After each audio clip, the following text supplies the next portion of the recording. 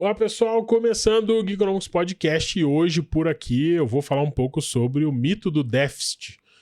Pois é, você já ouviu 1 milhão de vezes na televisão que o governo precisa se comportar da mesma forma que nós nos comportamos, ou pelo menos na mesma forma como nós deveríamos nos comportar em relação ao nosso orçamento doméstico.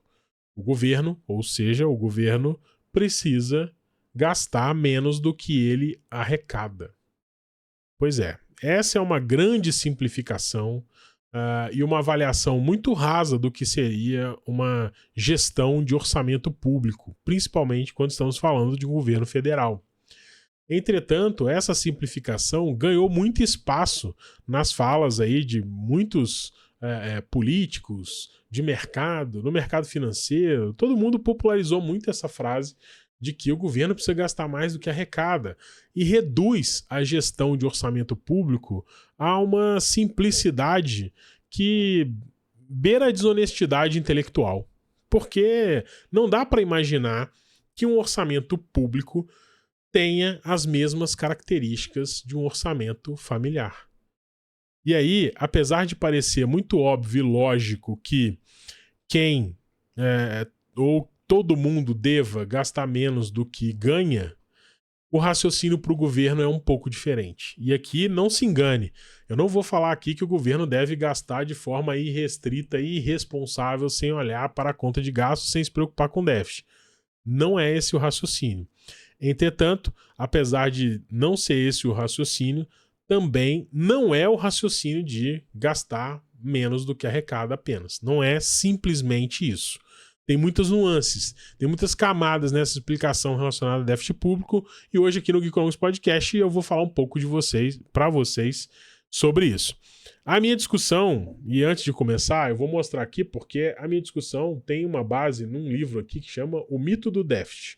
Se você está assistindo no YouTube ou no Spotify, que agora tem vídeo, você está vendo a capa do vídeo aí no meu Kindle. Se você não está assistindo, anota aí. O livro chama O Mito do Déficit, recomendo bastante a leitura para você sair um pouco do lugar comum e parar de ficar repetindo, feito papagaio de pirata, essa história de que o governo tem que gastar menos que arrecada. Essa situação ela pode ser positiva, mas depende e ela não é estanque, ou seja, ela não encerra a discussão em si mesma.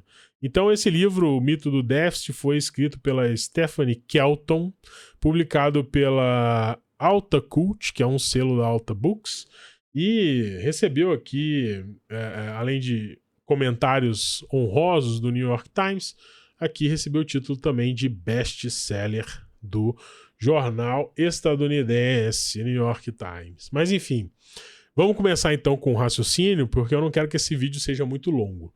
Então você já deve ter ouvido por aí umas 1000 vezes ou milhares de vezes. O governo tem que se comportar como uma família. Se o governo gasta mais do que ele ganha, ele quebra. E isso parece muito óbvio porque é realmente muito óbvio. Se você estiver distraído, isso pode até parecer algo muito sábio, algo inteligente, perspicaz. Mas o problema é que essa frase, das mais convenientes que existe, talvez seja a forma mais simplória de criticar qualquer governo, né? Ela esconde uma hipocrisia muito grande. Porque o próprio mercado que gosta tanto de criticar o déficit do governo é talvez aquele que mais se beneficia desse mesmo déficit. E quando eu falo em mercado, eu falo mercado financeiro e falo também de você, investidor, que compra títulos do governo. Então deixemos um pouco essa hipocrisia de lado, porque essa peça de falar que o governo parece que uma família precisa gastar menos do que arrecada é uma baita peça de marketing e não é o marketing, vamos dizer assim, dos melhores, porque ele engana, ele mascara a real situação de como são as finanças públicas, principalmente como é a gestão de orçamento do governo federal. E aí, eu disse, por que o mercado financeiro critica o déficit todo santo dia?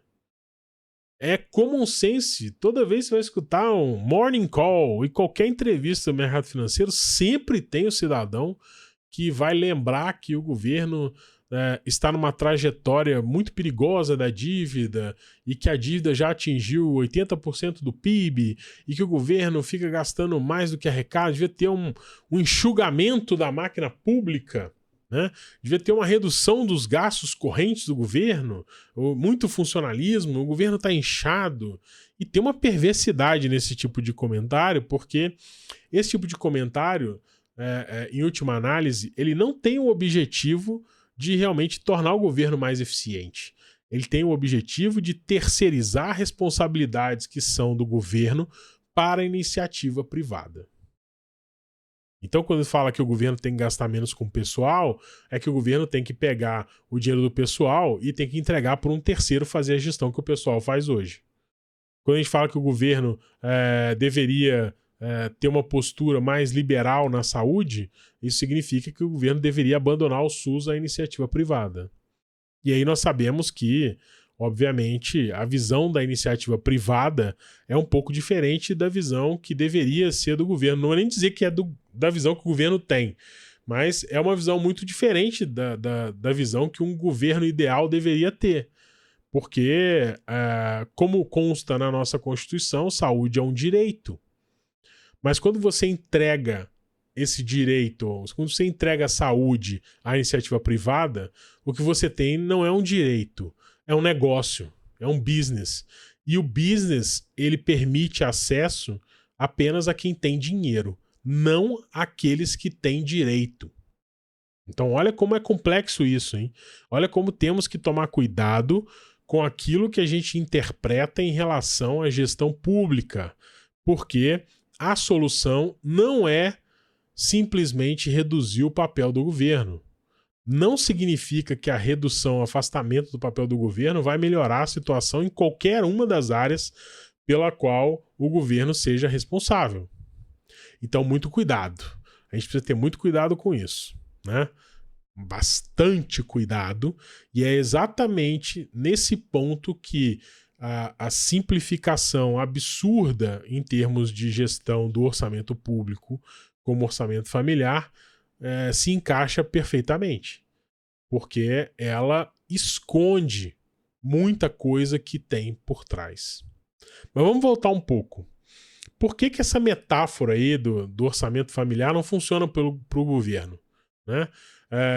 Por que essa comparação com a família não funciona? Não quer dizer que o governo é melhor do que a família, ou que o governo tem privilégios em relação a gastar sem se preocupar em pagar. Não tem nada disso. Vamos fazer uma reflexão simples aqui também. Você usa moeda, usa dinheiro, né? O governo, por outro lado, emite moeda. Você, geralmente, nas suas contas, financiamentos e dívidas, tem prazo de vencimento, de validade. O governo não. Ele pode continuar rolando a dívida dele indefinidamente, a depender das condições do mercado. Óbvio. Você paga a dívida e a dívida some. Acabou a dívida. Paguei, quitei, a dívida sumiu. O governo refinancia.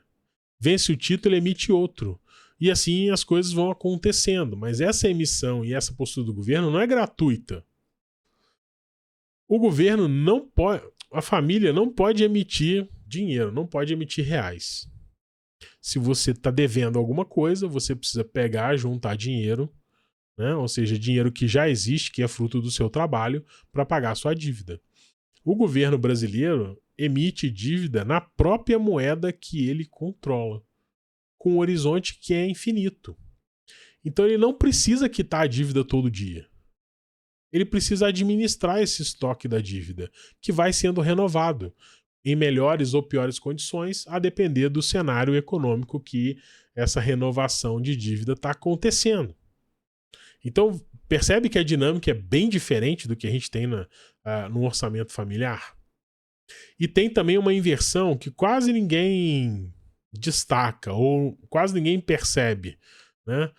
No seu orçamento aí em casa, familiar, gastar é o fim. O dinheiro saiu, acabou, gastei, acabou, agora tem que esperar o próximo dinheiro entrar, o próximo salário. No orçamento público é um pouco diferente. O gasto do governo pode ser a renda de alguém. Pode ser o salário do professor, pode ser uma obra realizada, pode ser o pagamento de uma aposentadoria, a compra de uma estatal. Ou seja, o gasto do governo vira consumo, vira emprego, vira imposto de volta. É um circuito que se retroalimenta e é constante. Então, quando alguém vem aí e simplifica para você o discurso e fala, é só cortar, como faria uma dona de casa responsável. É só fazer o governo caber dentro da receita que ele recebe. Isso já começou errado, porque se você olhar a priori, a família, o orçamento familiar, as pessoas físicas, nem jogam o mesmo jogo que o governo. Os papéis são completamente diferentes, o jogo é diferente. A lógica, então, nem se fala, é completamente diferente. Mas, entendida essa pegadinha com essa questão aí do orçamento familiar, é importante também a gente falar da hipocrisia do mercado financeiro. E aí, isso realmente é algo que dói um pouco mais, né? E essa é a parte que talvez pouca gente fala, que o mercado financeiro precisa de dívida pública. Ele não tolera, ele precisa de dívida pública. E aí nós temos o cerne da hipocrisia.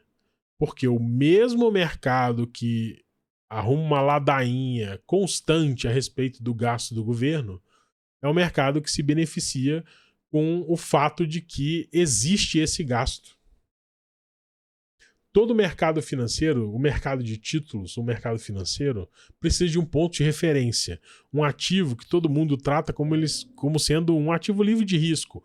Esse ativo livre de risco é um ativo que protege, pela sua previsibilidade, a rentabilidade das carteiras.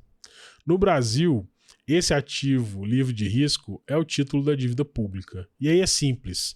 Sempre quando você olha para o seu título de renda fixa, para o seu fundo de investimento, até para o tesouro direto que você compra, você sabe quando compra o tesouro direto que você vai receber nessa data. A sua carteira, o seu fundo de investimento, bolsa de valores, multimercado, aquela história toda de fundo, né? A sua renda fixa, ela só é fixa, ela só é estável porque parte da sua composição tem títulos do governo.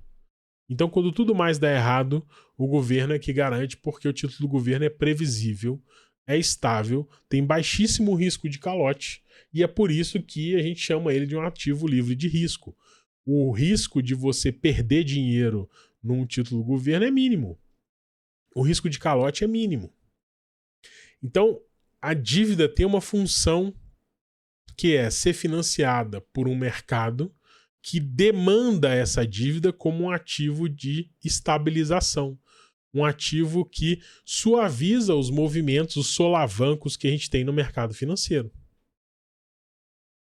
Então, quando você olhar a título público, você lembra que ele é um ativo livre de risco e que ele é uma régua, que ele é um colchão que ajuda a suavizar, ajuda nas aterrissagens dos fundos quando tudo vai mal. Porque existe um grau de incerteza nos ativos, bolsa, fundos, câmbio e toda essa sopa de letrinha infinita que virou o mercado financeiro. Existe muita instabilidade nessa galera. Já o título público não. O título público é algo que, não raro, você contrata com uma previsibilidade muito maior, às vezes até pré-fixada. Mas aí você vai me dizer, mas se no futuro os termos mudarem, estar pré-fixado é ruim. Ok, pode ser ruim em termos de custo de oportunidade, ou seja, eu poderia ter ganhado mais. Mas não é ruim em termos de surpresa. O título público não te entrega nenhuma surpresa no futuro, no longo prazo. E é por isso, e é essa uma das principais características que faz dele um título livre de risco. Outra característica que torna esse título livre de risco é porque o Brasil deve na sua própria moeda. E boa parte, a maior parte, a esmagadora parte da dívida pública é financiada pelo próprio mercado interno brasileiro em reais.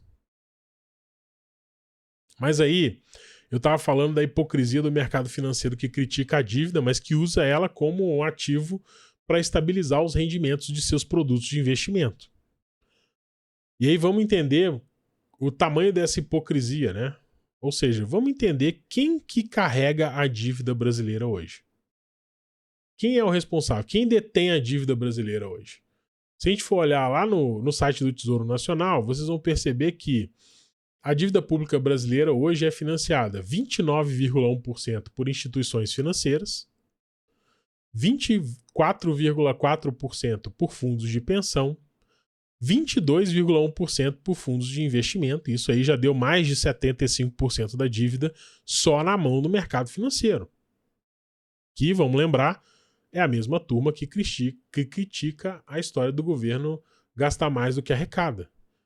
Mas olha o tamanho da hipocrisia disso tudo. Se o governo gastasse exatamente o que arrecada, ou seja, se ele não tivesse nem déficit, nem superávit, se ele fechasse no 0 a 0, o que aconteceria com um título, com um ativo livre de risco no mercado financeiro?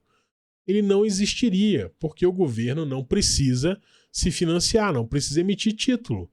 Na medida em que o governo não precisa emitir título, esse título não existe, e na medida que esse título não existe, o colchão de suavização, de proteção, de redução de instabilidades dentro dos fundos, das carteiras de investimento no mercado financeiro, ele desaparece. E aí, como seria o mercado financeiro sem isso? Seria tipo viajar de Kombi, né? Quem já viajou de Kombi sabe, aquele banco de mola, não tem nada que te faça parar no banco. Se tiver muita curva, se tiver muito buraco, muito solavanco, você vai ficar igual uma pipoca lá dentro da Kombi. Né? É inclusive um passeio muito divertido, eu recomendo. Não é tão divertido quando isso envolve dinheiro e investimento no mercado financeiro. E para evitar essa falta de diversão, essa instabilidade, o mecanismo é o ativo livre de risco. Aí você vai dizer para mim, mas o mercado pode elencar outro ativo livre de risco? Pode, claro. Mas isso não é usual. Não existe nenhuma evidência disso hoje. Né? De um ativo que seja estável o suficiente. Por quê? O interesse de estabilizar o mercado, de suavizar as flutuações, não é só do mercado financeiro, é do governo também. Enfim, percebeu? Percebeu onde nós chegamos? Banco, fundo de pensão, sua aposentadoria, seu fundo de aposentadoria, fundo de investimento, sua aplicação, são eles os maiores donos da dívida e os maiores críticos da dívida ao mesmo tempo. É esse mesmo sistema que vai no jornal, que dá entrevista e fala que o déficit é irresponsável, que usa... É a mesma turma que carrega na dramaticidade sobre essa questão do gastar mais que arrecada, que mantém esses títulos na carteira, guardadinho, né, para suavizar o rendimento e para minimizar as flutuações dos rendimentos das aplicações financeiras e dos fundos de investimento. É uma hipocrisia danada. A galera critica a dívida de dia e de noite compra a dívida. Né? Ou seja, é uma baita incoerência. Parece até uma dissonância cognitiva isso. Né? Mas sem a dívida, e vamos lembrar isso, sem o título do público para estabilizar e para normalizar um pouco e minimizar um pouco as flutuações dos fundos, das carteiras de investimento, o mercado financeiro ia ter um desafio um pouco maior do que ele tem hoje. É ou não é? Enfim. Tá, mas aí você vai perguntar pra mim assim, ok, entendi, tá, beleza, tudo bem, concordo com você, mas dívida não é perigoso pro governo? Não tem um risco aí? Não pode dar problema? A gente já teve calote de dívida no Brasil. A gente teve recentemente a situação dramática da Grécia, da Argentina. Isso para falar, vamos dizer assim, os casos mais extremos, né? Então, a dívida é perigosa? Pode, ela pode ser perigosa sim. Mas o risco depende, não é do tamanho da dívida, mas de como que essa dívida é composta. É muito mais importante a gente olhar para a composição da dívida do que para o tamanho da dívida. Então, por que isso? Porque geralmente, quando o país quebra, ele não quebra porque ele deve muito. Ele quebra muitas vezes as grandes experiências de quebra de países se deveu porque ele devia na moeda dos outros. Ele devia para outras pessoas, para estrangeiros, em outras moedas. Ele se financiava fora do mercado interno. Ele se financiava, tal como nossos amigos hermanos, ele se financiava no FMI, nos Estados Unidos, ia pedir dinheiro. Ele pegava emprestado em dólar, mas ele só consegue produzir dinheiro em moeda local. E aí a gente tem, óbvio, tem as exportações, que isso traz dólares também para o país, mas a situação vai ficando um pouco dramática, porque você não está gerando receita suficiente, está pegando dinheiro lá fora e está pagando duas vezes, né? Porque você paga os juros e paga a instabilidade monetária, ou seja, paga a cotação do dólar, a diferença. Então são dois componentes de instabilidade aí, ou seja, muito mais difícil de você controlar, de você rolar uma dívida nesse caso. Porque as variáveis que compõem o perfil da sua dívida não são totalmente controladas por você. Você não consegue gerar dólar, você não recebe imposto em dólar. Então fica um pouco mais difícil de você gerenciar a dívida. Mas o Brasil é bem o oposto disso. Felizmente, nós tivemos um processo de estabilização que mudou muito a nossa lógica de dívida. Então hoje você tem que 90% da dívida está no mercado interno, na dívida brasileira. Ou seja, não é de estrangeiro, não está em dólar. Nem qualquer outra moeda, está em reais. Somente 4% da dívida brasileira está atrelada ao câmbio, está em dólar. Imagina isso. E quando a gente olha e fala que, olha, nós estamos devendo 90% dentro do mercado interno, ou seja, para as pessoas que estão e para as empresas que estão no Brasil, e essa dívida 90%, quer dizer, apenas 4% dela está atrelada ao dólar, a gente conclui que nossa dívida está em real, na nossa própria moeda. O componente de instabilidade monetária pela cotação do dólar não atrapalha a nossa gestão de dívida. E isso muda tudo. Isso muda tudo. Por quê? Porque o Brasil financia praticamente toda a dívida dentro de casa, na própria moeda. Não é refém de investidor estrangeiro que vem aqui capturar algum rendimento especulativo e vai embora. Vem ganhar na arbitragem, vem ganhar na diferença cambial. Né? Isso sem falar que o Brasil também tem um colchão de liquidez, tem uma reserva de emergência, que em 2025 fechou em 1,19 trilhão de reais. E isso equivale a 7 meses de pagamento de juros da dívida, sem precisar correr atrás de nenhum financiamento externo ou interno, ou seja, sem nenhuma medida drástica. Ou seja, tem um belo colchão aí de estabilidade, que diz pra gente um pouco mais sobre a dívida e aprofunda um pouco mais o conhecimento, que sai um pouco dessa história de que porque o governo está gastando mais do que arrecada, porque o governo precisa gastar menos do que arrecada, o Estado é muito inchado. Ok, pode ser sim, mas hoje quando a gente olha para a dívida, ela é uma dívida administrável, está bem longe de ser algo que seja preocupante, apesar de que algumas previsões mostram que a nossa trajetória da dívida tem piorado um pouco e a perspectiva futura é de piora um pouco dos termos dessa dívida, principalmente do custo dessa dívida. Então, sim, é uma dívida administrável? É. Podemos sentar tranquilo e fingir que não devemos nada? Não, não devemos. Não podemos. E é importante porque todo mundo fica apontando para gasto descontrolado. Todo mundo fica nessa narrativa de que o governo gasta demais, o governo tem responsabilidade, gasta mais do que arrecada. O superávit, o déficit primário de 2025, o déficit é isso, o governo está gastando mais. Mas essa brincadeira, e aí vem uma segunda perversidade do enquadramento que se tem a respeito do déficit público. Todo mundo fala sobre déficit primário, e isso é o fim do mundo, porque o governo não cobre as despesas correntes.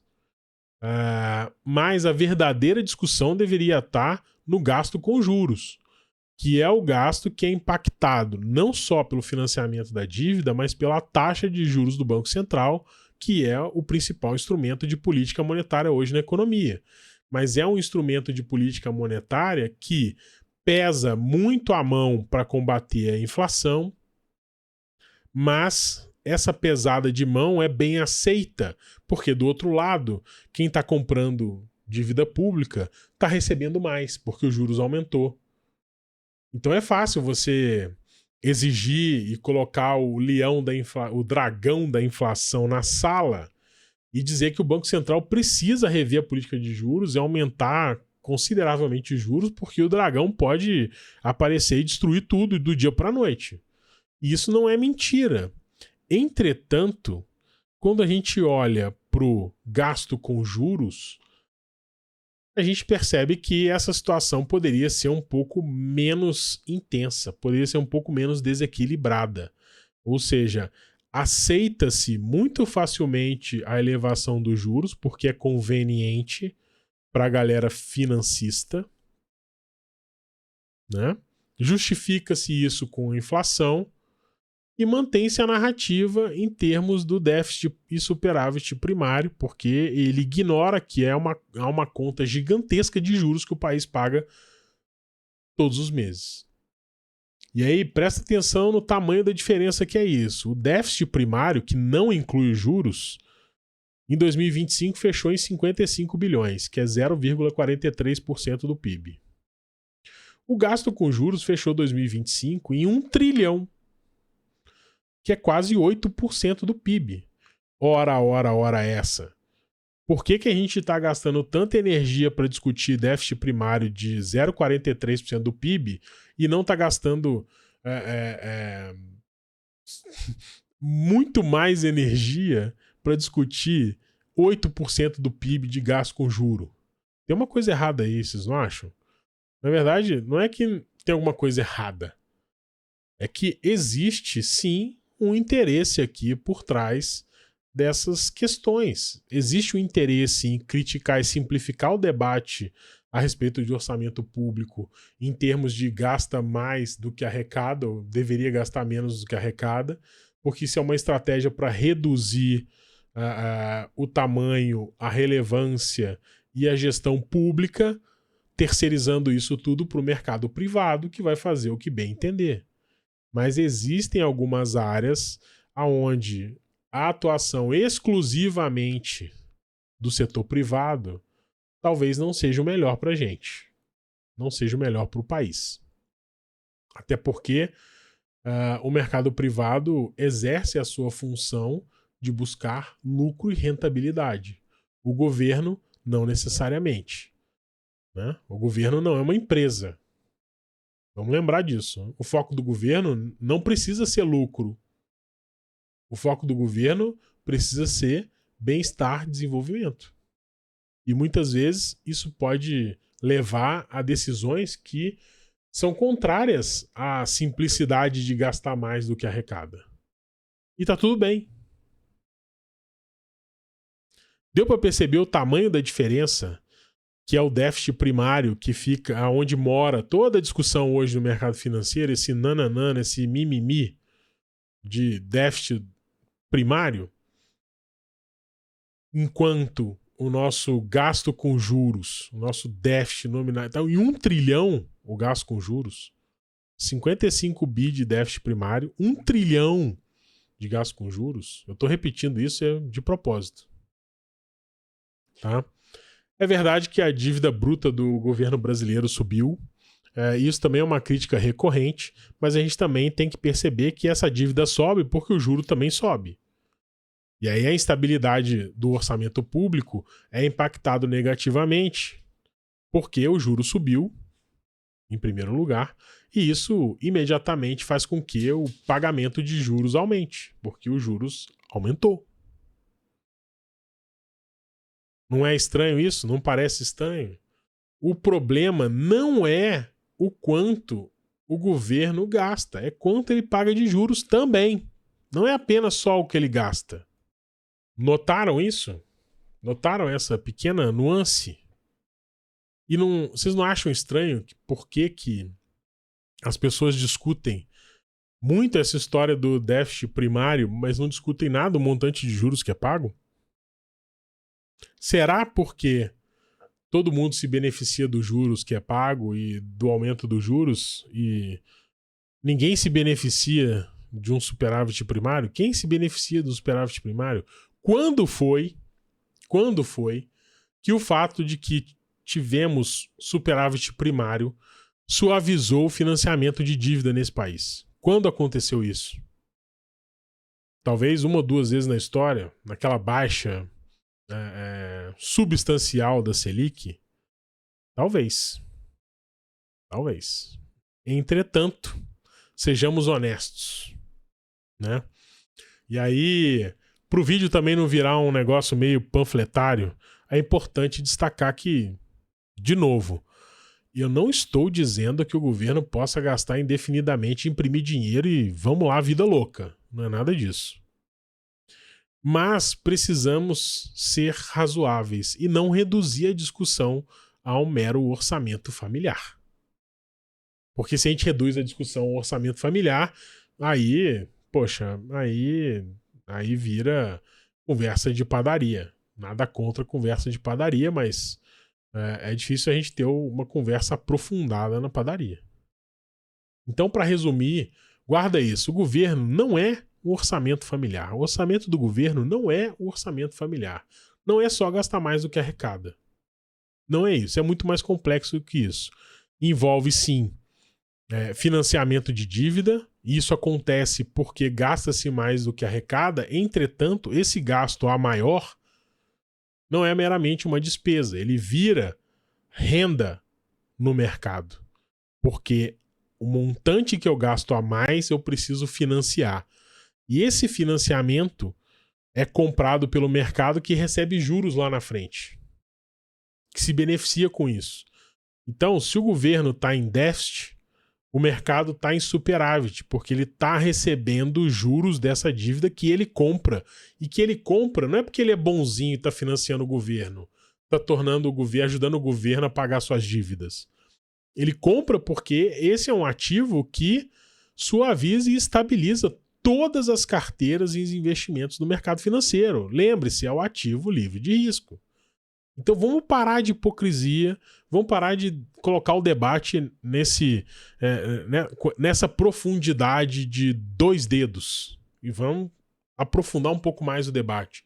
Vamos perceber o quanto o elevadíssimo juros brasileiro pune a sociedade em favor do mercado financeiro que se apropria desses juros e que, nos últimos anos, tem utilizado essa apropriação de juros para ganhar mais juros e não para desenvolver o país, para investir, para criar desenvolvimento, para criar pesquisa, para se arriscar no mercado. Né? Então, a grande questão é que o dinheiro pelo dinheiro nos juros é uma posição muito cômoda. Ninguém fala sobre isso. Né? Ou vocês acham que os investidores que estão colocando dinheiro lá são todos empresários, são todos correndo risco para desenvolver o país, para criar coisas concretas? A grande maioria não. A grande maioria está criando só dinheiro pelo dinheiro. E isso não é uma crítica, tá? Porque eu também tô assim.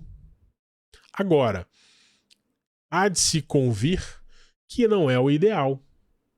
Há de se entender de que também o país se desenvolvendo e gerando renda e produção é bom também para todo mundo. Não é só investimento financeiro que é bom para o país. Não é só... Ninguém, como eu diria... Né, ninguém... Foi a Conceição Tavares que falou isso? Ou foi o Celso Furtado? Eu não lembro mais. Talvez tenha sido até outro governante. Me desculpem, eu vou dar a referência e depois eu coloco nos comentários. Mas ninguém come PIB. Ninguém come PIB. A gente precisa gerar desenvolvimento, precisa gerar emprego para que as pessoas consigam trabalhar, ter bons salários, né? E desenvolver o país. Só essa historinha de ficar guardando dinheirinho para ele ir crescendo aos pouquinhos ali também não resolve. Então a gente tem que sair dessa armadilha. E boa parte dessa armadilha, ela existe porque a gente não qualificou bem a problemática do déficit público. Então, como eu disse, é importante a gente reconhecer e lutar para que, em relação ao déficit público, nós também tenhamos a mesma crítica de que o governo é ineficiente para gastar mais do que ele arrecada com imposto. Nós também temos a mesma crítica para o alto pagamento de juros. Precisamos perceber o tamanho dessa conta de juros e olhar isso de forma crítica e entender que o governo não tem um orçamento familiar. Não é a cadernetinha, recebi 100, eu só posso gastar 90 porque 10 eu tenho que guardar para o imprevisto. Não é sobre isso, né, pessoal? Por favor. Até porque quando o mercado não dá conta de desenvolver a economia, não dá conta de resolver as instabilidades externas e internas, é o governo o último socorrista da última hora. É o governo também que pode agir de forma anticíclica para estimular investimento, para estimular desenvolvimento, para controlar a inflação, manipulando, por exemplo, o preço do petróleo, tendo em vista que a Petrobras é uma estatal, e que, falem mal, não tem problema, mas na minha opinião, uma estatal que é petrolífera deveria ser usada como instrumento de política monetária e não apenas ser entendida como uma empresa privada que o governo é sócio. Não é isso.